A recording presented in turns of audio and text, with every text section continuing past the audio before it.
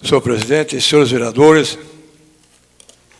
pessoas que nos acompanham, funcionários dessa casa, a imprensa que sempre nos prestigia, internautas, o que me traz hoje, senhores vereadores, a essa tribuna, é em relação à polêmica que se criou em relação à interdição do Zenha Haller.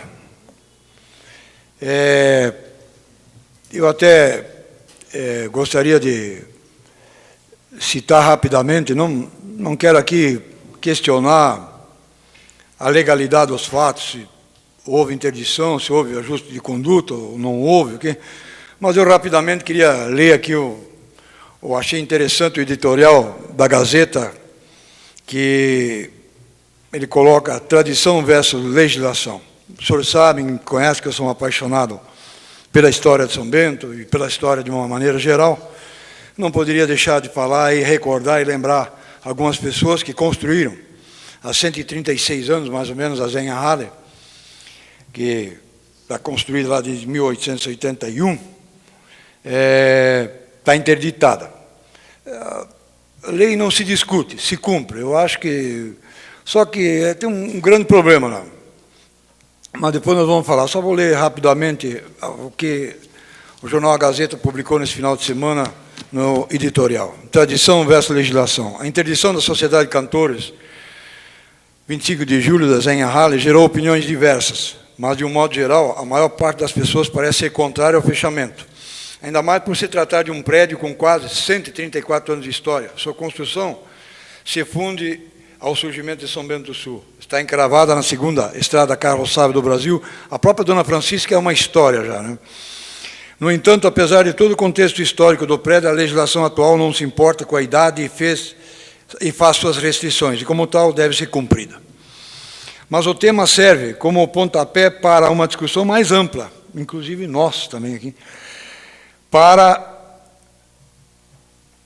uma discussão mais ampla e também envolvendo a legislação. Muita gente não sabe, mas a região da Estrada Dona Francisca é considerada como zona histórica e, como tal, existe uma série de restrições impostas quanto às construções.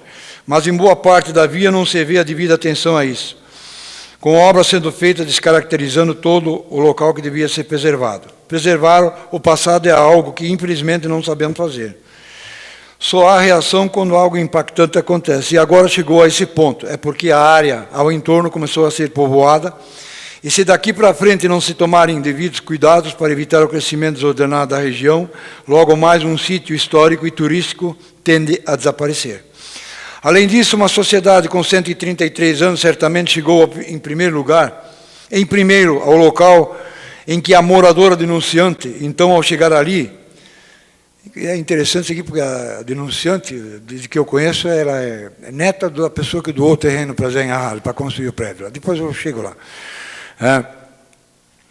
E que ali eram promovidos eventos. Quer reclamar o quê? É uma pessoa que compra um casa ao lado da linha férrea. É como comprar casa ao lado da linha férrea e vão reclamar do barulho dos trens, passando no local. Sabem que as ferrovias existem há décadas e séculos.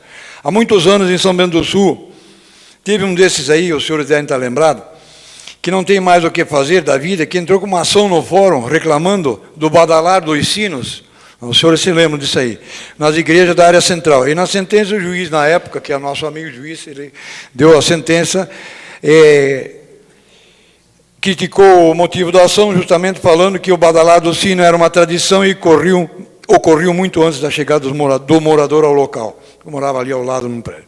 Claro que há outros fatores envolvidos agora. No caso da Zenha Haller, por exemplo, há mais de 100 anos não existiam amplificadores potentes como nos dias atuais, e talvez o movimento não fosse intenso. No entanto, a legislação é cega para esses pontos históricos.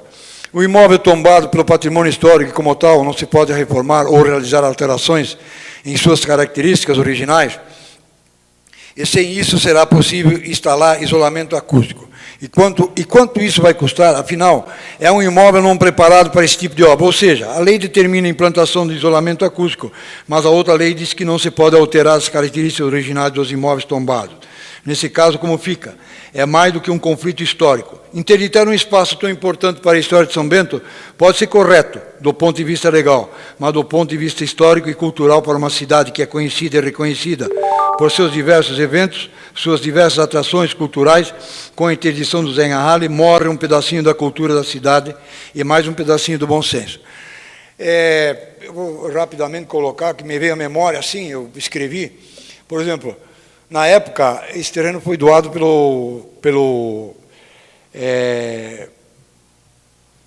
senhor José Maret. Ele foi o doador do terreno. José Maret passa a ser o sogro do senhor Martim Baile, que mora ao lado. Hoje a denunciante, se não me engano, é uma Baile, né? Mas as pessoas que nem Hugo Repke, Germano Greipel, Edgar Panaytz, Francisco Haydn, Paulo Schroeder, Luiz Robe, Gustavo Sprotte, Erat Rutnik, Guilherme Zimmermann, Léo Franz, o seu José Maret, Martim Baile, Walter Becker, essas pessoas todas, né? E o Adolfo Irnes, todas as pessoas colaboraram e ajudaram para construir a Zen Ahali. O grande problema, dizem que existe um termo de ajustamento de conduta. Eu acho que aí faltou uma conversação mais alongada, mais aprofundada, porque o imóvel tombado ele não pode sofrer algum tipo de reforma lá dentro, como isolamento acústico, por exemplo, para se fazer, porque você vai mexer no imóvel tombado. Eu não sei, teria que ter uma autorização para fazer esse isolamento acústico, entende? É lamentável nós vermos lá na Estrada da Serra, no meio da rua, os cantores cantando em frente a Zen Ahali, até uma cena bastante comovente, para não dizer assim, triste, o que tem acontecido lá. Mas vamos esperar que o bom senso prevaleça. Quero cumprimentar o editorial da Gazeta, porque eu acho que foi importantíssima essa colocação, e dizer que nós estaremos também em conversação com as pessoas envolvidas nisso aí, para que se ache uma solução para esse problema, porque a Zen Ahali não pode fechar, nós não podemos, né, ninguém de sã consciência. É claro que as pessoas também, a lei do silêncio tem que ser respeitada, as pessoas têm direito a isso, mas a Zen Ahali tem que ser mantida, porque eu conheço desde menino aquilo lá e sei das tradições e da cultura que ela traz para São Bento do Sul. Eu gostaria também de registrar em ata, senhor presidente, o falecimento do Valdemiro Machado, né? As condolências a toda a família Machado, lá os senhores conheceram, o Vardo, lá da PAI, né? O Vardo faleceu no sábado, a Mato Preto, né, vereador Nivaldo? Foi enterrado no domingo, então, um rapaz muito popular, muito amigo nosso, né? Pois não, vereador? Eu também queria falar um pouquinho sobre uma nota de falecimento também, de uma pessoa também que foi muito importante para a nossa cidade, semana passada, a dona Araci Maria Herzinger. Ela era uma das membros do nosso partido, os mais antiga, foi a primeira mulher a ser candidata a vereadora em São Bento. Também teve bastante contato, ela tinha uma boa idade, então também gostaria que fosse constado em ata o registro das nossas condolências à família sobre a perda dessa mulher que foi tão importante para a nossa cidade na área da educação, tantos benefícios que ela fez para nós. Obrigado pela parte, presidente. Bem lembrado. O senhor vereador Fernando Malon era amigo do Vardo também. O Vardo era um grande amigo nosso lá da PAI. Então, todo mundo conhecido por Vardo, né? Amigo do Pete, aí, de todo mundo. Nosso amigo. Até tivemos na última solenidade na PAI junto com ele, né? Muito, muito amigo, muito simpático ele. E acabou falecendo com a idade de 60 anos. Então, eu gostaria que essa Câmara também prestasse homenagem a ele, a dona Maria Hertzia também, que faleceu, grande amiga nossa também, né? Soubemos depois do acontecido, através da internet, e acabamos sabendo isso aí. Quero agradecer o excesso do tempo que usei aí, senhor presidente, né? E vamos todos torcer aí, vamos todos nos empenhar para que não haja nem vencidos, nem vencedores, nem derrotados,